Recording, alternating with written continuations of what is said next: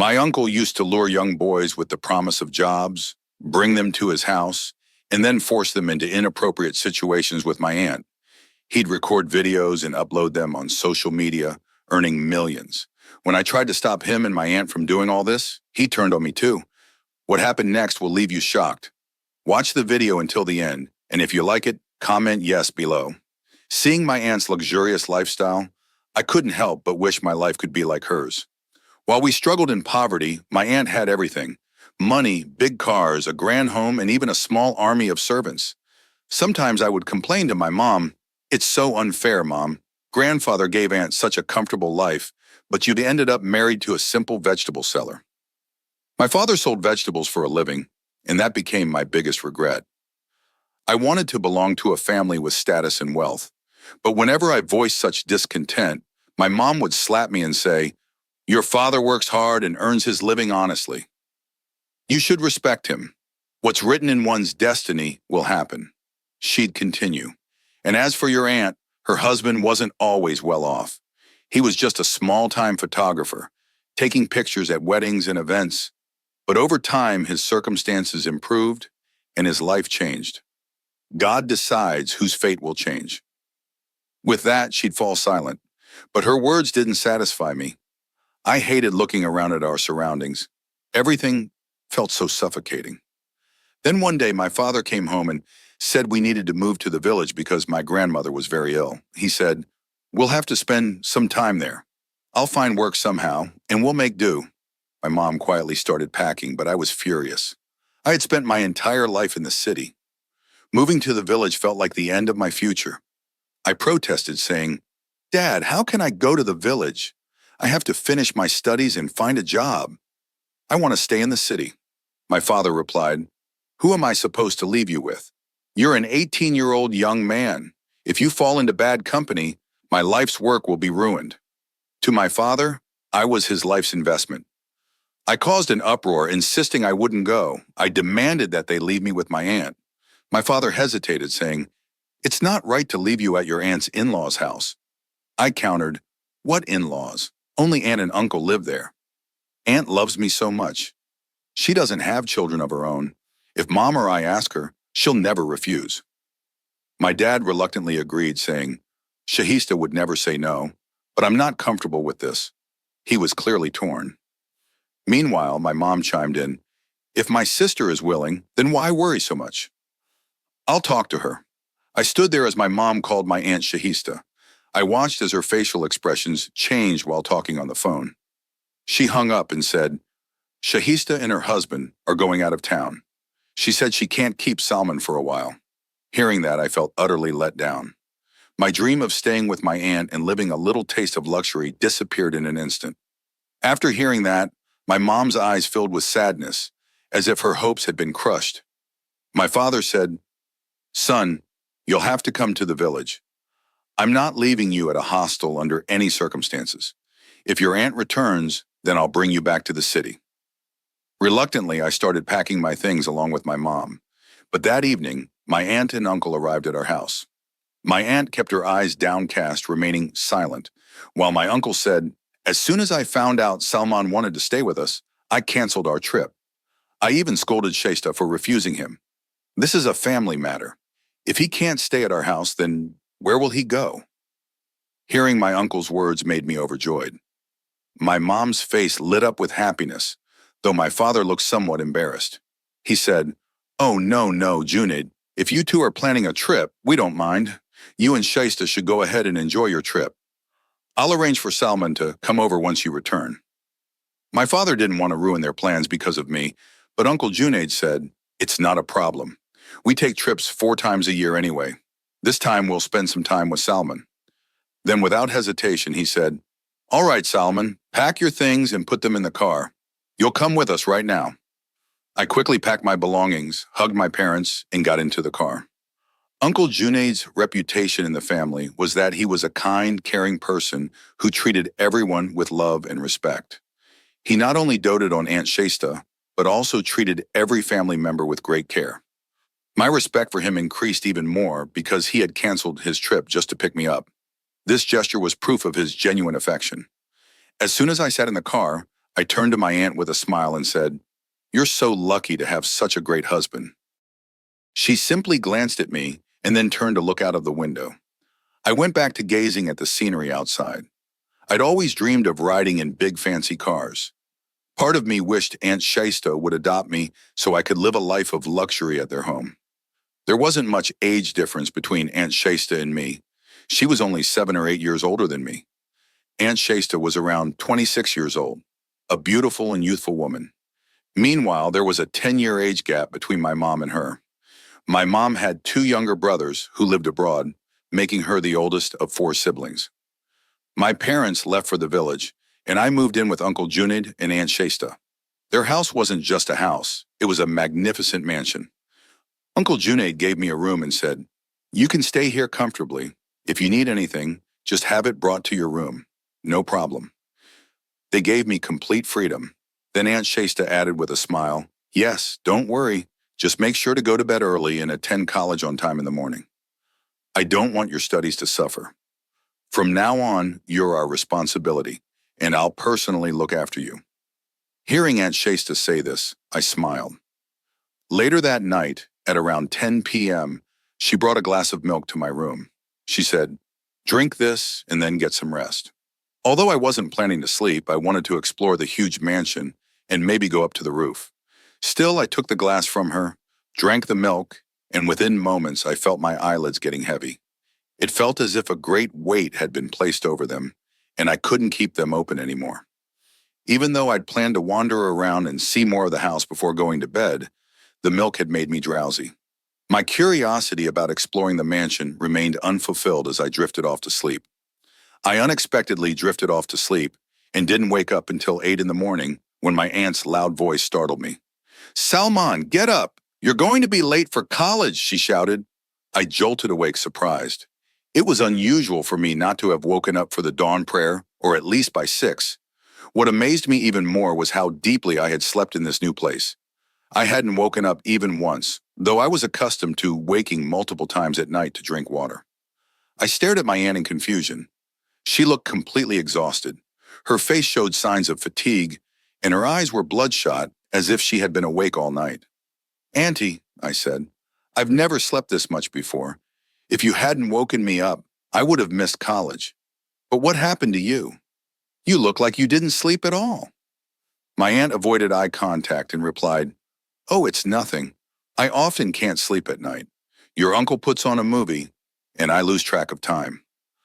I sleep during the day. Once you go off to college, I'll be able to get some rest because your uncle will also leave for work." Her words reassured me. I got ready and left for college.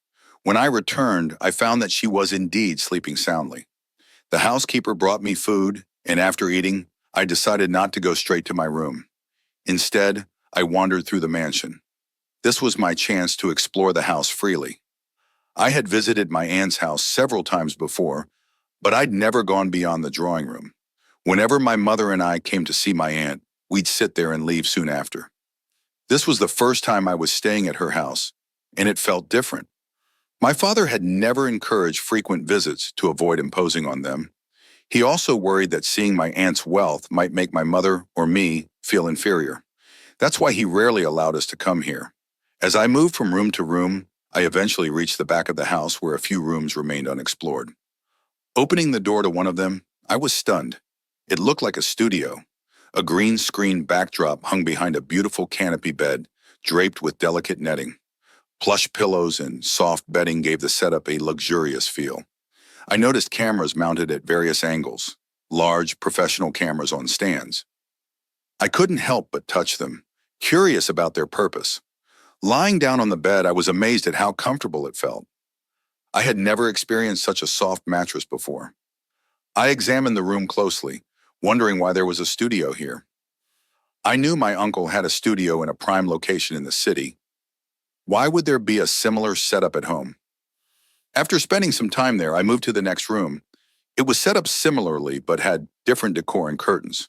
The cameras were positioned the same way. In the third room, the design was again unique, but there were no cameras installed. Perhaps the cameras were used here as needed. These 3 rooms were like fully equipped studio spaces. I left, still puzzled, only to encounter one of the housemaids.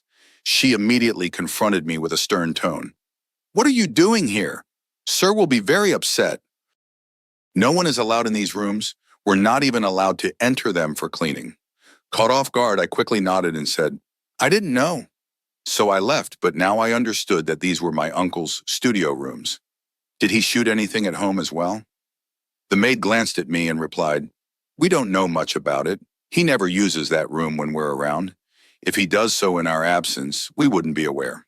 But it's best if you stay away from there now, because if the boss sees you again, he'll create a big scene." Once a new worker accidentally entered one of those rooms. Not only was he fired on the spot, but he was also beaten. Hearing this, I left that area and returned to my room. However, I couldn't shake the thought that my uncle must be a highly skilled photographer. That would explain why 3 of his mansion's rooms were set up as studio spaces. The cameras I saw there must have been worth a fortune. I was already in awe of my uncle's lifestyle and profession. I began to think that after completing my degree, I should learn photography from him as well. Clearly, my aunt wasn't living such a lavish life for no reason. I admired my uncle's hard work and my aunt's good fortune. Later that evening, I stepped out of my room and saw my aunt sipping tea in the garden. She smiled as she saw me, and I went to sit beside her. Almost without meaning to, I mentioned that I had been in my uncle's studio room. The moment I said it, my aunt's expression changed dramatically. She nearly jumped and her face turned pale. "Suleiman, never step foot in there again," she said slowly, "and don't ever bring this up in front of your uncle. Otherwise, he'll make it very difficult for you to stay here." Her words startled me. "Auntie, I'm not a child who would break things. I only went there by mistake, and once I saw the equipment, I stayed a while because I'd never seen such expensive and high-quality cameras before." My aunt shook her head firmly. "You don't understand. He's extremely possessive about his work. He doesn't tolerate anyone stepping into his workspace, so for your own good, don't mention it to him." Her warning left me speechless. I nodded silently. That night, just as before, she brought me a glass of milk.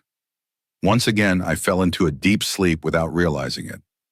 By the time I woke up, it was morning. Now I was even more puzzled. This didn't feel like a coincidence. At breakfast, I noticed my aunt again. She sat at the table looking utterly drained. Her face showed the same fatigue as before. Dark circles under her eyes, a pale complexion, and red, tired eyes. I asked quietly, "Auntie, are you feeling okay? It seems like you have a headache."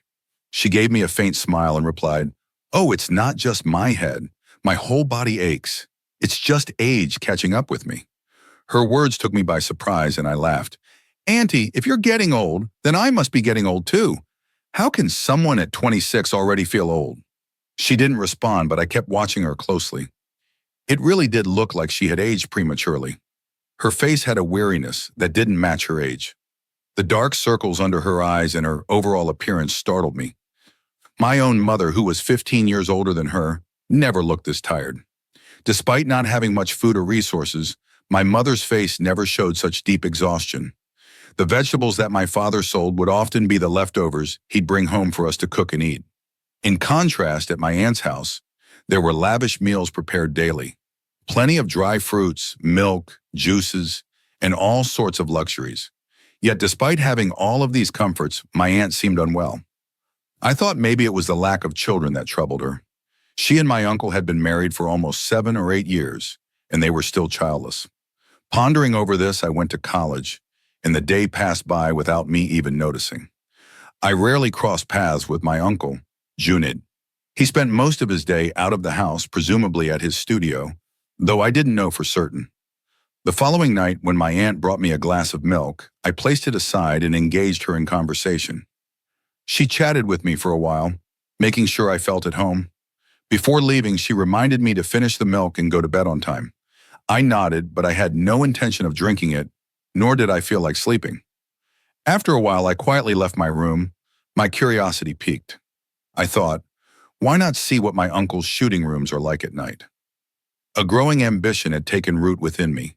I wanted to learn my uncle's trade, become wealthy like him, and secure a bright future.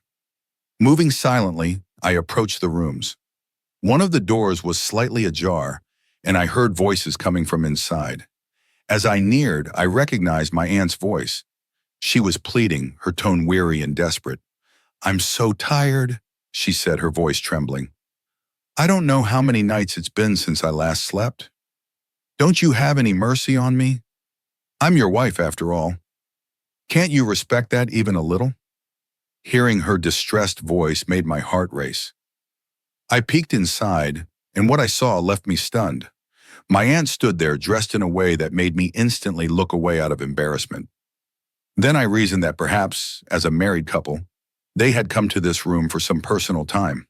But then my gaze fell upon the man on the bed, a stranger wearing nothing but a skimpy outfit.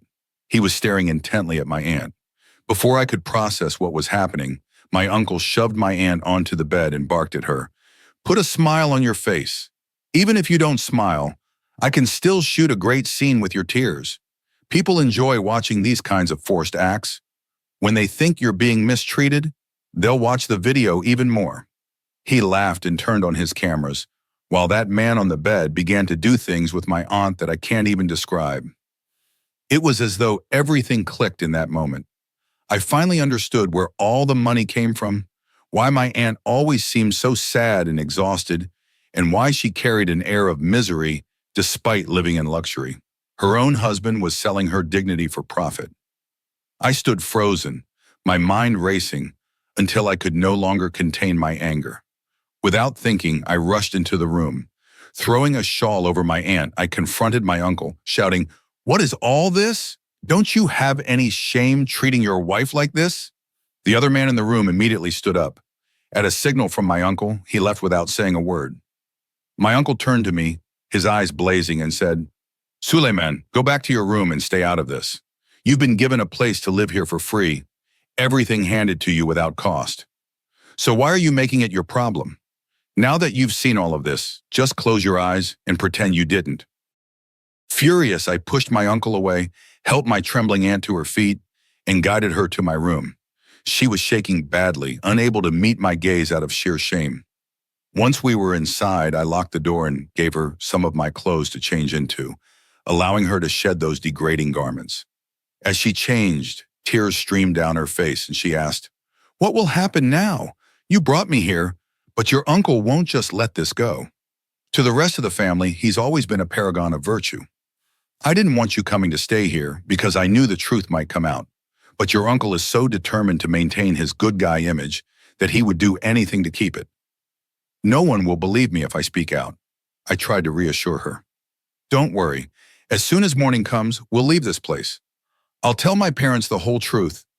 I can't call them right now because of the poor signal, but once we reach the village, I'll explain everything. We'll leave on the first available bus tomorrow." That night, my uncle banged on the door repeatedly, demanding to be let in. But I didn't budge. Eventually, silence fell. I made up my mind to find a safe moment to get my aunt out of there. As dawn broke, I took my aunt by the hand, and we stepped out of the room. My uncle was sitting in the lounge. He glanced at us briefly, but didn't say a word. I quickly led my aunt out of the house, leaving him behind. We reached my older aunt's house, where I planned to drop off my aunt before heading to the village to tell my parents everything. I thought we'd arrange a safe place for her and figure things out from there. But as soon as we entered my older aunt's house, she lashed out at us with vile accusations. Then she took out her phone and showed me something that made my heart sink. Displayed on her phone's screen was a picture, one that showed my aunt clinging to me for comfort. It was from the moment I had thrown the shawl over her shoulders and held her close. My uncle, ever the skilled cameraman, had hidden cameras in the house. He had recorded the moment and extracted clips, which he then twisted and used against us. Before we even realized it, my uncle had spread a lie throughout the entire family. He had sent a tearful message claiming that I had betrayed him by conspiring with his wife. In an instant, both my aunt and I were branded as traitors, and our names were tarnished in front of everyone we cared about. I tried to explain the truth to my aunt and uncle, but my uncle had always managed to present himself as such an upstanding individual that no one believed us. With no other options, I decided to take my aunt to the village. When we arrived, my parents had already heard the rumors that sullied our names. They wanted to know the truth from us directly. My aunt and I told them everything. My father was deeply saddened, and my parents decided to give my aunt a place to stay in the village. Today, my aunt lives with us in our home. Although her brothers and sisters-in-law still hurl accusations and insult her, we no longer care what others say. She is living a life of dignity now, trying to move past the pain of her past. We've even sent my uncle a formal notice for divorce. Hopefully, she'll soon be free of that oppressive and meaningless bond that has brought her nothing but suffering. To anyone reading this, I urge you to carefully vet the families you consider for your daughter's marriages. The facade of wealth and respectability can often hide a hollow and despicable reality. My uncle always put on a show of kindness and virtue, but the ugliness within him was something I came to know only after seeing his true face during those few days at his home. Never judge someone solely by their outward shine without understanding the reality beneath the surface.